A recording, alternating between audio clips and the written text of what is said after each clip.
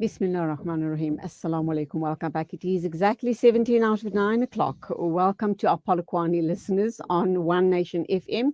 Do hope you're going to stay with us for the next hour of the show.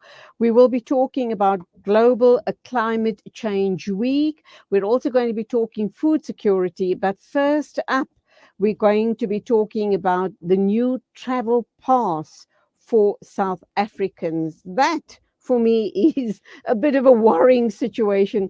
Does that mean more taxes on you and I, ordinary South African taxpayers? I don't know. Let's hear from a legal manager for the Cross Border Taxation, Thomas Lobban. A very good morning to you, Thomas. Welcome to the program. Thank you, Julie. Wonderful to be here.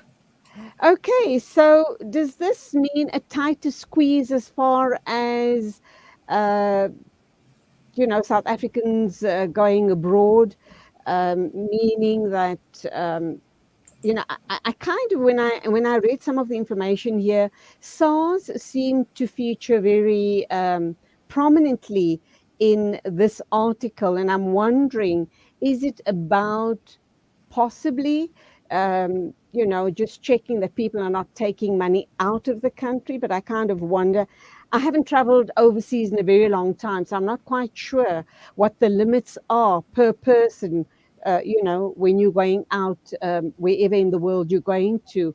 If that is the issue, or is it just about getting more taxes out of citizens going on overseas holidays or on business trips?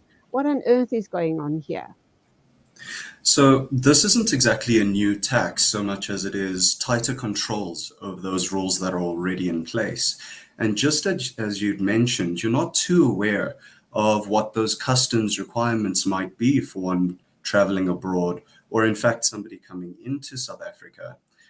Now, taxpayers or travelers will need to complete a traveler card, what SARS calls a TC01 form, when you arrive in South Africa, uh, in case you have something to declare to customs. And what this is a bridge to ensure that people know whether they're supposed to be going upon arrival through your green channel, which is those travelers who don't have anything to declare, or a red channel, those who do have things to declare or think that they might and may need to pay a customs deposit to bring those items in or items out in certain cases. But isn't that the rule in any case currently? I mean, even though I haven't traveled in the past 10 years abroad, I do know that, I know about the green and the red lights. Uh, what more is it that they're wanting travelers, coming back from a business trip or a holiday? What more is it that they want us to abide by? It's not quite sitting very well with me. I'm a bit confused. Well, of course, what we've never seen before in this format is having a traveler card, almost a form of travel pass to allow you entry. It's very strange. Most countries don't have this. But what we have seen, and we can't comment on the exact reasons for SARS deciding to implement this, other than the larger project of compliance and enforcement that we've seen to date around entry and exit. To date, it's mostly been around South African tax residents, people primarily who have lived here and who are liable to tax on their worldwide income. We've seen SARS now taking note of their entries into South Africa through OR Tambo International Airport or Cape Town International. Now it seems with this focus on airports, they're making people declare ahead of time whether they're going to be having a liability, or at least SARS is enabling themselves to do this. It does seem somewhat invasive, I'm sure, to many, but if anything, it's just to bridge that compliance gap, that burden that one faces when you're not sure and you don't want to be in trouble around what you're bringing in or whether you can take out what you're taking. So I don't think it's an ominous step. It certainly doesn't come across that way, but it is very unusual to be seeing a full declaration that you make before you travel and enter the country. I understand that for people who take possibly jewelry out of the country, and a lot of people from my community, when they do travel to the Middle East, they normally take a jewelry that they have, old jewelry, and then they exchange it for new jewelry, whilst they then pay a small fee or whatever have you. I'm kind of wondering about the impact on that. You also indicated that these, rulings. Possibly, when you went out of the country, I remember having to declare any jewelry that I took out was probably only for South African citizens. Is there then perhaps a suggestion that they're trying to also get people, expats living in South Africa from other parts of the world, when they travel in and out of the country, that these rules apply as well? I must also say to you, very tongue in cheek, that one of the other media houses referred to this as the Dom Pass. So, what is that suggesting as far as the authorities are concerned? Perhaps that they don't understand their role and their job. I wouldn't go so far as calling it such a controversial term, even though it is unusual and can perhaps to some come across as a bit draconian. But the truth is that this is a customs policy. These rules have already been in place. Bringing goods into South Africa, you have prohibited goods, which are not permitted, and you have restricted goods, which you can import if you have the necessary authority or permit. Other items may be subject to a duty-free allowance. And the question is really, if you're bringing goods in that fall above those allowances or aren't strictly allowed without the permits, in which case you would be rerouted to have those permits obtained, or you would be paying a customs duty or other amount, including VAT, for example, to make sure that you are square with the revenue authority in bringing these goods in.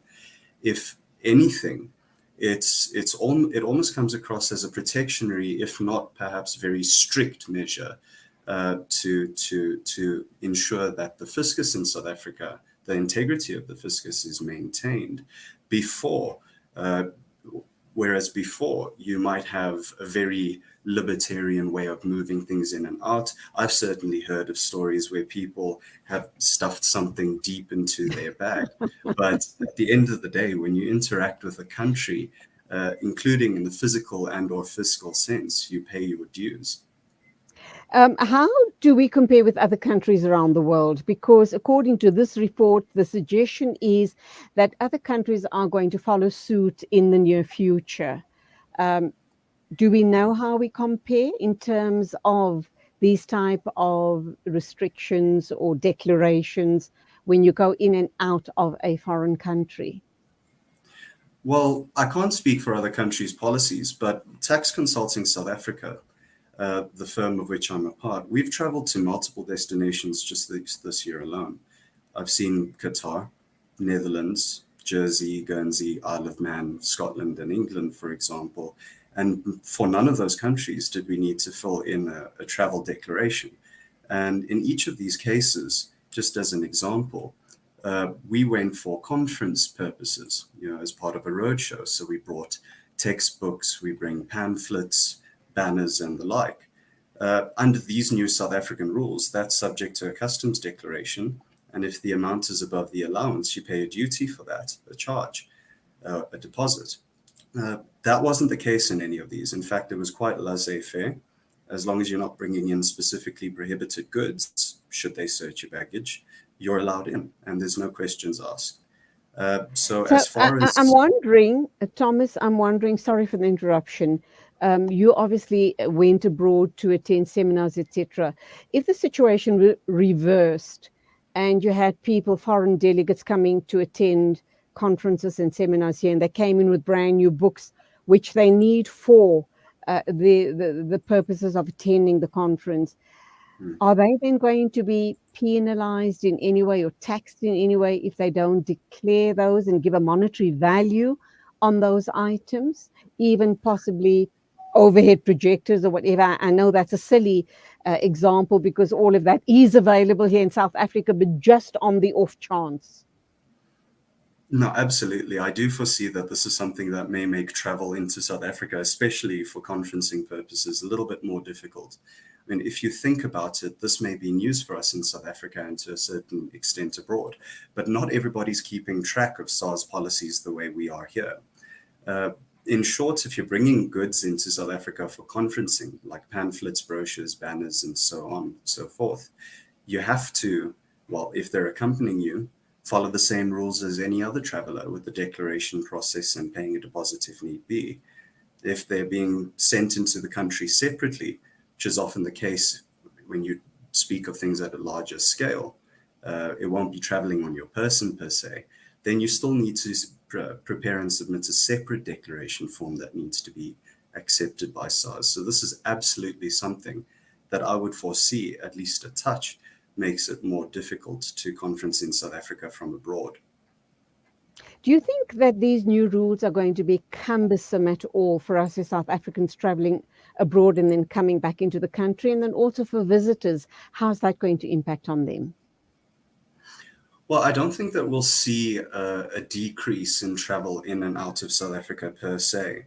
But in terms of ease of movement, that's something that's definitely going to be changing. And as word catches on, you might have fewer repeat visitors into South Africa. But in the longer term, we've seen these rules introduced for those living outside of South Africa or in South Africa from a tax perspective. And it's judged on its own merits.